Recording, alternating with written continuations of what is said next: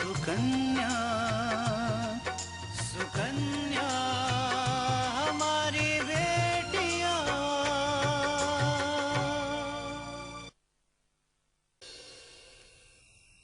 सीखो इससे, इसको कहते रियल हमदर्दी। हमदर्दी करती है मुझसे, वरना कुछ लोग तो ऐसे होते हैं जो होते हैं लेकिन होने का नाटक करते हैं। और फिर मौका देखकर ऐसा वार करते कि चुपता है। शुरू हो गया इनका रोना धोना, शुरू हो गया। कोई इंटरेस्ट नहीं है मुझे तुम्हारे रोने धोने में। बिंदिया तुम बहुत अच्छी है, रो रही है कोई फर्क नहीं पड़ने वाला है। चलो बिंदिया मुझे यहाँ से लेके चलो, मेरे को इसकी एक्टिंग नहीं देखने की है। तुम मेरे को समझती हो, तुम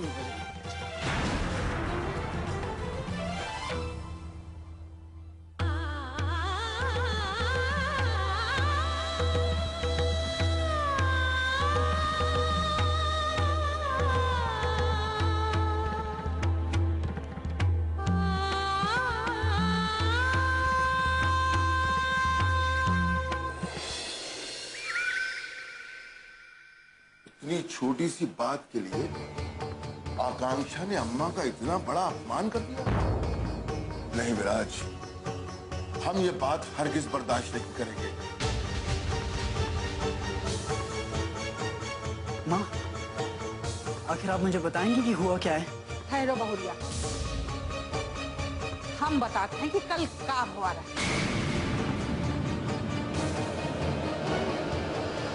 बहुत बेइज्जती सहेली, नहीं चाहिए हम लोग आपका चाय नाश्ता। हम लोग जा रहे हैं यहाँ से, चलते हैं। कौन इनके पाएगा? नहीं नहीं, अरे रुको तो सही, ये क्या किया तुमने? घर आए मेहमानों से ऐसे बात करत है? पूरी बिरादरी में नाक कटवा के रख दी। थो करी है लोग। अरे तोहरे के इतना तमीज नहीं है कि घर आए मेहमानों से किस तरह बात की जाती है? मैंने सिर्फ उन लोगों की बातों का जवाब दिया है, वो जवाब जो शायद आपको देना चाहिए था। काहे जवाब दियो? चुप नहीं रह सकता? नहीं दादी, मैं चुप नहीं बैठ सकती थी, क्योंकि अगर आपने मेरी इस बात का जवाब दे दिया होता तो शायद मुझे घूंघट उठा के उन सबसे इस तरह बात नहीं करनी पड़ती। विराज, अब तुम ही बताओ कि जो उन कुछ भवा है उनमें हमारी क्या गलती है?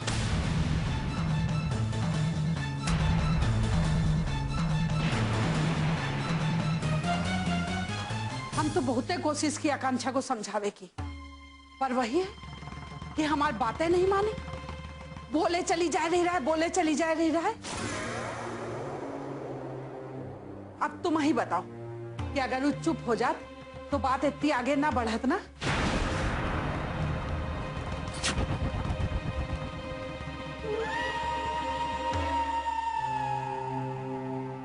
विराज, तुम ये बात तो मानोगे ना कि आज अगर आकांक्षा इस घर में है तो सिर्फ अम्मा की वजह से।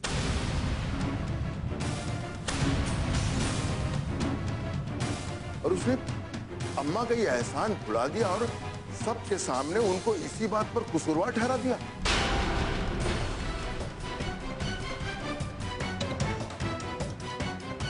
हम तो उन लोगों को मना भी किए कि आकांक्षा के बारे में ऐसी कौनो बात ना करो, पर दीनू अब तुम ही बताओ कि जबान में हड्डी तो होत नहीं है और जो उनके मन में आवा वो बोले चले जा रहा है। जमाना चाहे जो भी कहे, हमें उससे फर्क नहीं पड़ता, लेकिन इस घर के कानून और इस घर में छोटों को बड़ों से बदतमीजी करने और जबान चलाने की इजाजत नहीं है।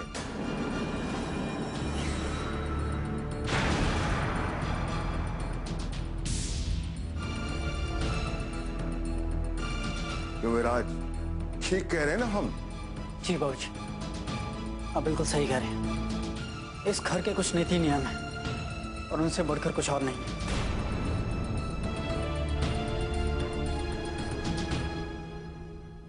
बाबूजी, इसमें मुझे भी लगता है कि आकांक्षा की गलती है।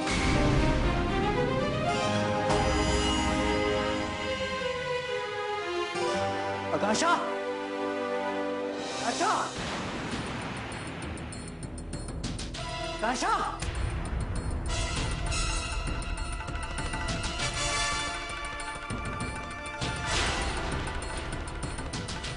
आपने मुझे बुलाया, क्या बात है? आकांक्षा, तुम मुझे सिर्फ इतना बताओगी कि तुमने मुंह दिखाई की रस्म में दादी से क्या कहा था? विराज, मैंने दादी से जो कुछ भी कहा था उसका मतलब ये था कि आकांक्षा बस, मुझे तुम्हारी सफाई नहीं सुननी। मुझे सिर्फ ये जानना है कि तुमने दादी से ऐसा क्या कहा था जो तुम्हें नहीं कहना चाहिए था। आप मेरी बात सुनने को तैयार ही नहीं है, तो मैं आपको किस तरह से समझाऊं कि देखो आकांक्षा, मुझे सब पता चल गया है कि तुमने दादी से क्या कहा था, किस तरह से बात की थी तुमने। आकांक्षा, इसके लिए तुम्हें दादी से माफी मांगनी होगी। ये आप क्या कह रहे हैं विराज? अगर आप बात की सच्चाई को जानने की कोशिश ही नहीं करना चाहते तो मैं भी उसके लिए किसी से माफी नहीं मांगूंगी।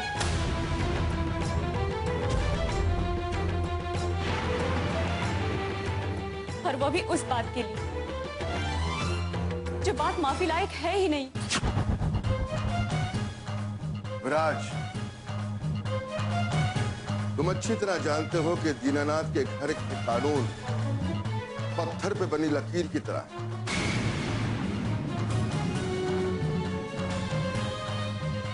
एक बार पत्थर पे लकीर खिंच गई तो खिंच गई। अगर किसी ने इस लकीर को मिटाने की कोशिश की तो उसे अपनी इस हरकत के लिए माफी मांगनी है।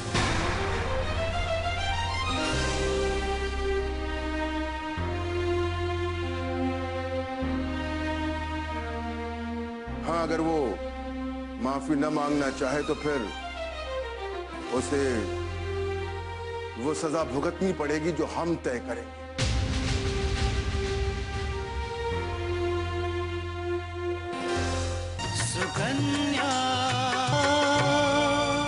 गलती की हो तो मैं दादी माँ से एक बार नहीं 100 बार माफी मांगने के लिए तैयार हूँ, लेकिन मेरी कोई गलती है ही नहीं। और वैसे भी यहाँ पे मौजूद सब लोगों को पता है कि मैंने जो कहा था वो सही है, लेकिन फिर भी कोई बात मानने के लिए तैयार ही नहीं है। और मुझे ऐसा लगा था कि कम से कम तुम तो मेरा साथ दोगे, मगर आकांक्षा, मैंने शादी के वक्त तुम्हें वादा किया था कि मैं हर कदम पे तुम्हारा साथ दूंगा, लेकिन आकांक्षा, इसका ये मतलब नहीं हुआ कि तुम इस तरह के गलत कदम उठाओ और तुम चाहो कि मैं उसमें तुम्हारा साथ दूं। नहीं आकांक्षा, देखो आकांक्षा, अगर तुम दादी से माफी मांग लेती हो तो ठीक है, और अगर माफी नहीं मांगती हैं तो बाबूजी आप हमें जो सजा देना चाहे हमें मंजूर है।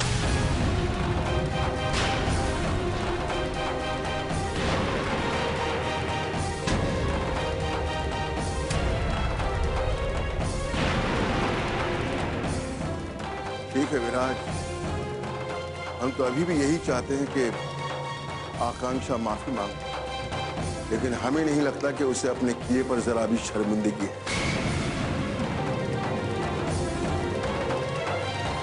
ठीक है, हम उसे ऐसी सजा सुनाएंगे कि आज के बाद इस घर में कोई छोटा अपने बड़ों से बदतमीजी करने की हिम्मत न करे।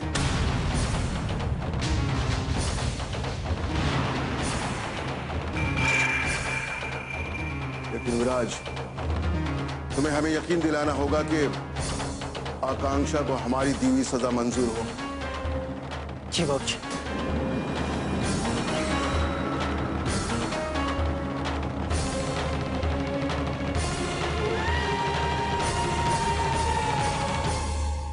ठीक है, आज के बाद आकांक्षा इस घर में नहीं रहेगी। इस घर के दरवाजे उसके लिए हमेशा के लिए बंद हो जाए।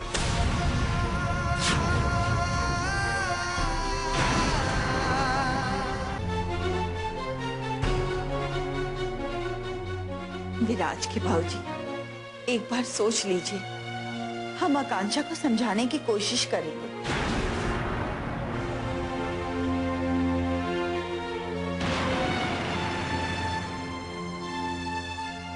शकुंतला, तुम अच्छी तरह जानती हो कि हम एक बार जो फैसला ले लेते हैं उसे बदला नहीं करते। आकांक्षा को ये घर छोड़कर जाना ही होगा। बाबूजी, बाबूजी मैं आपसे कुछ कहना चाहता हूँ। नहीं विराज, अब कहने सुनने के लिए कुछ बचा ही नहीं।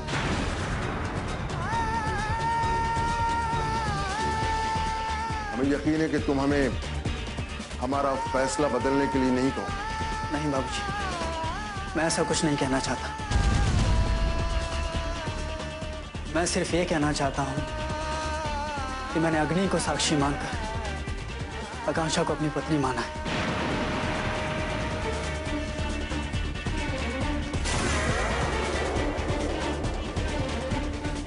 और उससे वादा किया है कि उसके हर सुख दुख में उसका हमेशा साथ दूंगा। इसलिए बाबूजी, अगर आकांक्षा ये घर छोड़ेगी तो मैं भी उसके साथ जाऊंगा।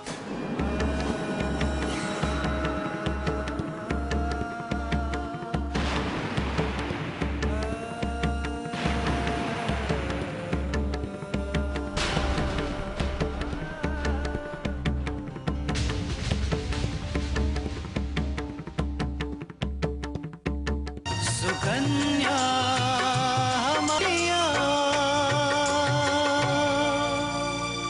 और उससे वादा किया है कि उसके हर सुख दुख में उसका हमेशा साथ दूंगा। इसलिए बाबूजी, अगर आकांक्षा ये घर छोड़ेगी तो मैं भी उसके साथ जाऊंगा।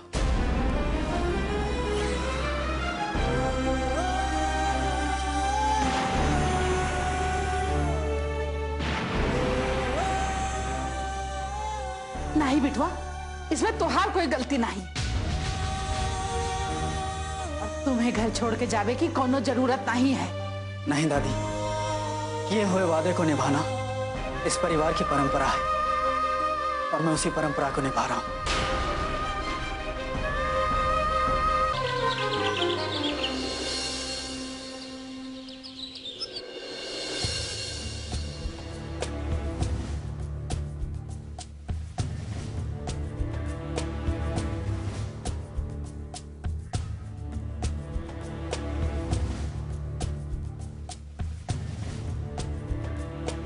अपूर्व, ये लीजिए।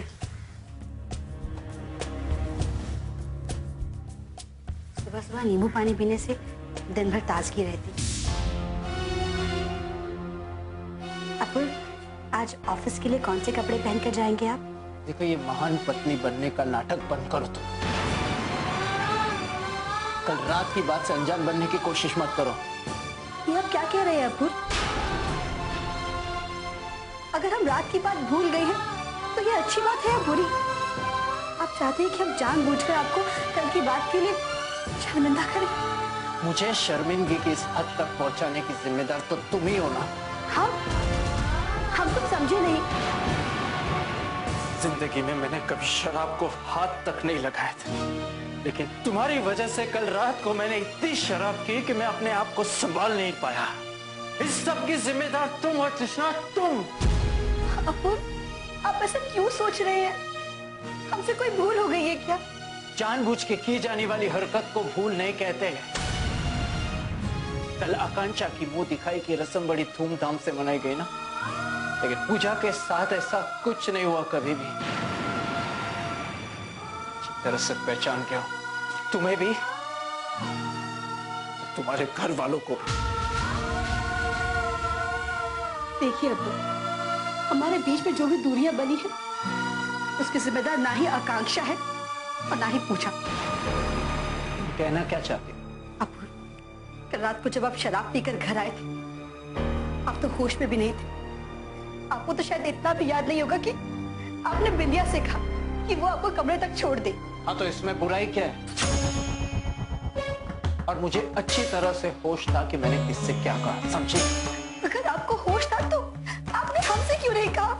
हमें तो वही खड़े थे ना। तुमसे क्या कहते? तुम तो हर बार मुझसे बहस करने के लिए खड़ी हो जाती।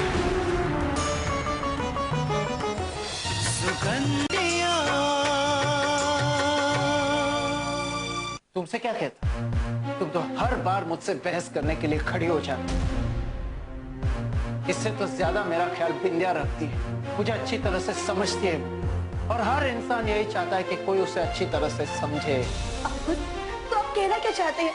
तो क्या हम आपको नहीं समझते या आपका ख्याल नहीं रखते हम? देखा, यही तुम्हारा प्रॉब्लम है। मैं कुछ भी बोलूं ना तो तुम बहस करने के लिए खड़ी हो जाती हो। तुमसे तो बात करना ही बेकार है। इससे तो अच्छा है कि मैं बिंदिया से जाके बात करूं। कम से कम वो मुझे समझती तो है। तुमसे तो बात करना ही बेकार है। तुम्हारी बात में या तो माँ बीच में आ जाती है या तो तुम्हारा परिवार। मैं तो कुछ हूं ही नहीं।